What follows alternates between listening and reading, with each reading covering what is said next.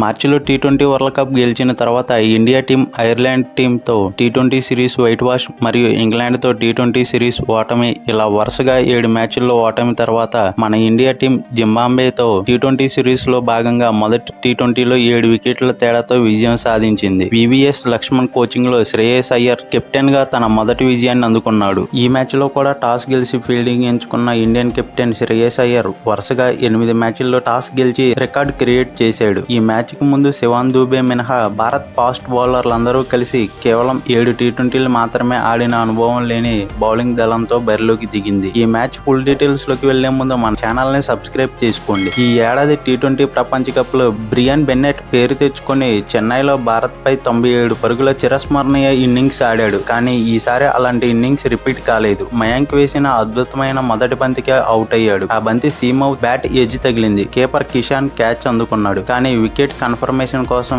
India review కోరాల్సి వచ్చింది. ఇలా Bennett మొదటి బాల్కే పెవిలియన్ చేరాడు. ఈ మ్యాచ్ లో భారత్ 3 సీమర్లతో బరిలోకి దిగింది. ఈ ఏడాది ఐపీఎల్ లో తన వేగంతో అందరి దృష్టిని ఆకర్షించిన ఫాస్ట్ బౌలర్ అశోక్ శర్మకు అరంగేట్రం చేసే అవకాశం కల్పించింది. మూడో ఫాస్ట్ బౌలర్ గా ప్రిన్స్ యాదవ్ తో కలిసి భారత్ పవర్ ప్లేలో కేవలం 26 పరుగులు మాత్రమే ఇచ్చి ఆతిథ్య జట్టును కట్టడి చేసింది. పవర్ ప్లే అంతటా భారత్ జింబాబ్వేపై ఒత్తిడి కొనసాగించి మరో 2 వికెట్లు తీసింది. ప్రిన్స్ అరంగేట్రం చేసిన బెన్ కరర్ ను మిడ్ వికెట్ లో క్యాచ్ ద్వారా వికెట్ తీసుకున్నాడు. ఆ తర్వాత కొద్దిసేపటికే బంతిని ఫుల్ చేయడానికి ప్రయత్నించి మయర్స్ ను మయాంక్ అవుట్ చేశాడు. తొలి 6 ఓవర్ల తర్వాత జింబాబ్వే 3 వికెట్ల నష్టానికి 26 పరుగులు చేసింది. తర్వాత శివం దుబే ఓవర్లో భారీ షాట్ కి ప్రయత్నించి క్యాచ్ ఇచ్చి రజా అవుట్ అయ్యాడు. అప్పటికి జింబాబ్వే 37 పరుగులకు 4 వికెట్లతో పూర్తిగా కుప్పకూలిపోయింది. అప్పటి నుంచి ర్యాన్ బార్ల్ మధ్వేరకు ఒక పెద్ద సవాల్ ఎదురైంది. మధ్వేరే ఎదుర్కొన్న 7వ బంతికి రవి బిష్ణోయ్ బౌలింగ్ లో ఎల్బీడబ్ల్యూగా అవుట్ అయ్యాడు. కానీ రివ్యూ కోరగా అల్ట్రా ఎడ్జ్ లో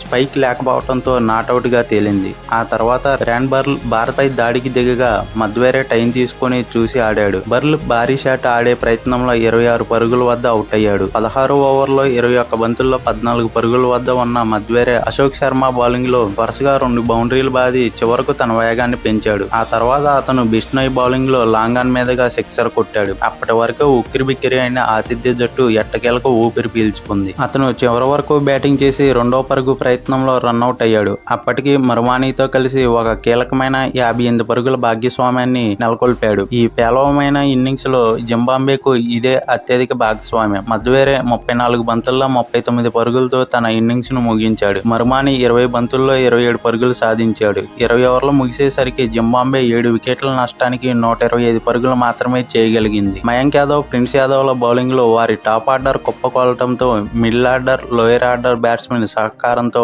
ఆ పరుగులైనా సాధించగలిగింది. భారత్ బౌలర్లందరూ ఓవర్కు 8 పరుగులు లేదా అంతకంటే తక్కువ ఎకనామీ రేటుతో కొనసాగించగా మయాంక్, ప్రిన్స్ తన 8 ఓవర్లలో కేవలం 37 పరుగులు మాత్రమే ఇవ్వటంతో పాటు చెరో 2 వికెట్లు సాధించారు. దూబే, బిష్ణోయ్ తమ 8 ఓవర్లలో 56 పరుగులిచ్చి చెరో వికెట్ సాధించారు. 126 పరుగుల లక్ష్యంతో భారత్ చేజింగ్ దిగింది. మొదటి ఓవర్ను కేవలం 2 పరుగులతో స్టార్ట్ చేసిన ఇండియా 2వ ఓవర్లో హంగామా మొదలైంది. సూర్యవంశీ రిచర్డ్ నగార్వా బౌలింగ్ లో ఫుల్ షాట్ ఆడి సిక్సర్ కొట్టాడు. తర్వాత 2 బంతులను 4-6 కొట్టాడు. ఈ ఓవర్లో మొత్తం 20 పరుగులు వచ్చాయి. మరో ఎండ్లో నిశ్శబ్దంగా ఉన్న అభిషేక్ శర్మ ఒక భారీ షాట్ కు ప్రయత్నించి 1 పరుగుకే అవుట్ అయ్యాడు. కానీ సూర్యవంశీ అది పెద్దగా పట్టించుకోలేదు. ఎవాన్స్ ఓవర్లో ఒక 4-6 కొట్టాడు. బౌలర్ చూస్తూ ఉండిపోయాడు. పవర్ ప్లే ముగిసేసరికి ఇండియా 1 వికెట్ కోల్పోయి 66 పరుగులు సాధించింది. జింబాబ్వే పేస్ బౌలింగ్ దళానికి మెయిన్ పిల్లర్స్ అయిన నగర్వా, ముజర్బానీ కూడా భారత్ బౌలర్లను చూసి ఏమాత్రం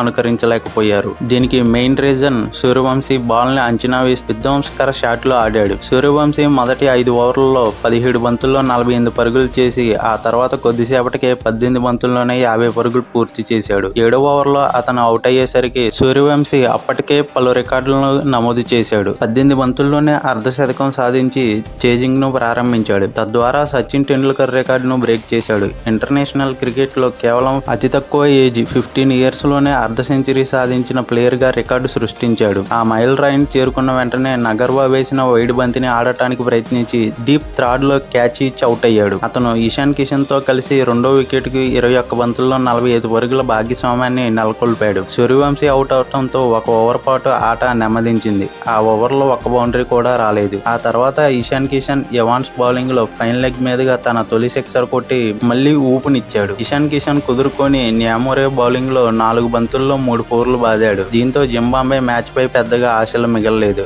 అయ్యర్ కూడా స్కోర్ బోర్డు ఒత్తిడేమీ లేకుండా క్రీజులోకి వచ్చి కిషన్ తో కలిసి మిగిలిన పరుగులను సునాయాసంగా రాబట్టాడు. కిషన్ ఆడిన షాట్ ఎడ్జ్ తీసుకుని కవర్స్ లో క్యాచ్ ఇచ్చి అవుట్ అయ్యాడు. అతను అయ్యర్ తో కలిసి 3వ వికెట్ కు 31 బంతుల్లో 46 పరుగుల భాగస్వామ్యాన్ని నెలకొల్పాడు. 13.2 ఓవర్లు ముగిసేసరికి అయ్యర్ 8 మ్యాచ్ల తర్వాత 40 బంతులు మిగిలి ఉండగానే తన మొదటి విజయాన్ని అందుకున్నాడు. అలాగే టీ20లో ఇండియాకి ఉన్న సుదీర్ఘ ఓటముల పరంపరకు కూడా ముగింపు పలికాడు. ఇండియా ఇన్నింగ్స్ లో సూర్యవంశీ 50 పరుగులు, ఇషాన్ కిషన్ 35, అయ్యర్ 28 పరుగులు సాధించారు. జింబాబ్వే బౌలింగ్ లో ముజర్బానీ 4 ఓవర్లలో 26 పరుగులు ఇచ్చి 2 వికెట్లు, నగర్వా 1 వికెట్ సాధించారు. సికందర్ రాజా 3 ఓవర్లలో కేవలం 14 పరుగులు ఇచ్చి పొదుపుగా బౌలింగ్ చేశాడు. ఈ మ్యాచ్ లో Mayank Yadav player of the match గా నిలిచాడు. ఈ విజయంతో టీమిండియాకు ఒక బిగ్ రిలీఫ్ దక్కిందనే చెప్పాలి. నెక్స్ట్ మ్యాచ్ లో కూడా ఇండియా విజయం సాధించి సిరీస్ కైవసం చేసుకుంటుందా లేక జింబాబ్వే ఏమైనా అద్భుతం చేస్తుందా అనేది కామెంట్ చేయండి. వీడియో నచ్చితే లైక్ చేయండి. ఇలాంటి మరిన్ని వీడియోల కోసం మన ఛానల్ ని సబ్స్క్రైబ్ చేసుకోండి. Thank you all.